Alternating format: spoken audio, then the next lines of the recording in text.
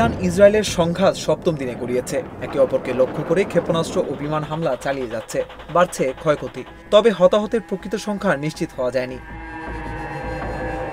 সংবাদ মাধ্যম আল জাজিরার প্রতিবেদনে বলা হয়, গতকাল বুধবার রাতভর ইসরায়েলে ক্ষেপণাস্ত্র ছুড়েছে ইরান। এসব ক্ষেপণাস্ত্রের মধ্যে কয়েকটি প্রতিহত করেছে ইসরায়েল। জর্ডানের আম্মান থেকে আল জাজিরার প্রতিবেদক নূর ওদে জানান, ইরানের হামলা ইসরায়েলিদের স্বাভাবিক জীবনে নজিরবিহীন ছন্দপতন ঘটাচ্ছে।